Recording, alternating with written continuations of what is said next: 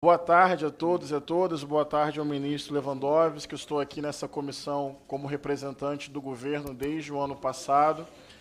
E eu queria, sobre o caso em si de Mossoró, parabenizar o Ministério da Justiça, a Polícia Penal Federal, a Polícia Federal, a Polícia Rodoviária Federal, a Força Integrada de Combate ao Crime Organizado e a atuação da PM dos estados. Eu acho que foi uma ação difícil, que teve êxito e não teve a morte de ninguém, o que eu considero algo para se comemorar. Eu também quero parabenizar o Ministério por pensar a segurança pública com base nos direitos humanos, sem apelar ao populismo penal, valorizando a integração das forças policiais e a inteligência. Pensar a segurança pública é pensar de forma complexa. Geralmente, respostas sensacionalistas e punitivistas são respostas fáceis para problemas complexos. A questão é que, geralmente, resposta fácil para problema complexo é resposta errada. Então, é fundamental pensar segurança pública para além da sensação do imediatismo e do punitivismo. E eu acredito que o Ministério da Justiça trabalha com inteligência nesse sentido. Pedir só, de repente, silêncio, senhor presidente, para eu conseguir concluir meu raciocínio. Também, um exemplo dessa forma mais inteligente de pensar a segurança pública é o investimento direcionado à apreensão de armas e drogas em portos, aeroportos e estradas, e asfixiando financeiramente o crime organizado no Brasil. E aqui quero parabenizar, além do MJ, a atuação da Polícia Federal e da Polícia Rodoviária Federal. Nós não vamos ter melhores indicadores de segurança na base do tiroteio, do populismo penal, do encarceramento em massa, entrando nas favelas, atirando, fechando serviços de saúde, de educação, promovendo o sofrimento de famílias trabalhadoras. Então, a linha da inteligência, do planejamento, da integração das forças é, sem dúvida, muito mais consequente. Por exemplo, aumentou em 13% o investimento em segurança pública com relação ao último ano do governo Bolsonaro, 2022. Houve a redução dos crimes violentos letais intencionais em 2023, 4,17%. Portanto, homicídios dolosos continuam caindo. Redução do roubo de veículos, 9,78%. Redução do roubo de cargas, 11,6%.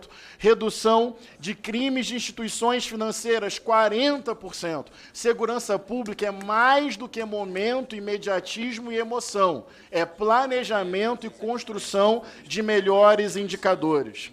Agora, por fim, caminhando para o final e colocando uma pergunta para o senhor ministro, eu quero parabenizá-lo e parabenizar o MJ pela política restritiva do uso de armas no nosso país. Tenho aprendido com alguns deputados muito sérios, como, por exemplo, o deputado Ismael Alexandrino, que tem acertos a fazer, especialmente valorizando a dimensão esportiva. E aí vejo sensibilidade do MJ e boa articulação para fazer as correções na portaria. Mas a linha do governo passado, na minha opinião, era muito equivocada. Primeiro, falou-se muito que liberação de armas tinha a ver com queda de homicídio. Pois bem, temos uma política restritiva de armas e os homicídios dolosos continuam caindo. Não se sustentou essa tese. Além disso, mais armas circulando com menos controle, mais desvio. Na minha opinião, organizações criminosas se beneficiaram e muito de uma política de flexibilização e estímulo a mais armas circulando em nosso país. Além disso, numa cultura de ódio, de intolerância, de machismo, imagina só o efeito letal de uma arma de fogo na mão. Pesquisas indicam que aumentou o número de feminicídios, porque violência é um fenômeno complexo, também tem a ver com intolerância, com ódio, com racismo, com machismo. Quando você pega esse caldeirão de ódio e coloca uma arma de fogo, não é mais proteção, é mais insegurança. E, por fim, situação de defesa de si e de um terceiro exige muita precisão.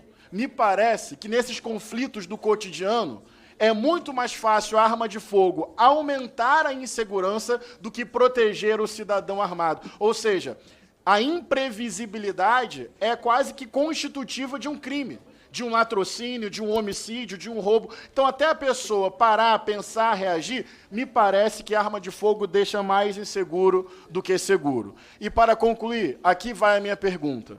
Sou um parlamentar do Rio de Janeiro, pesquisador de segurança pública desde a minha formação em Ciências Sociais na Universidade Federal Fluminense. Senhor ministro, temos que debater o tema das milícias no Rio de Janeiro e a sua expansão para o Brasil. Controle territorial, execução sumária, diversificação de atividades econômicas, atuação dentro das forças do Estado. Pensar milícia não é pensar crime paralelo ao Estado. É pensar um tipo de crime dentro das instituições do Estado. Eu quero, inclusive, parabenizar a Polícia Federal, porque está bancando esse debate. Uma sociedade cada vez mais miliciana é uma sociedade cada vez mais perigosa. E mais, quando não temos controle externo sobre a atividade policial, quando há uma licença subjetiva para matar, na minha opinião, isso desprotege os próprios policiais, além disso, abre margem para corrupção. Porque se você pode matar e não tem que agir de acordo com a lei, você pode negociar o não matar.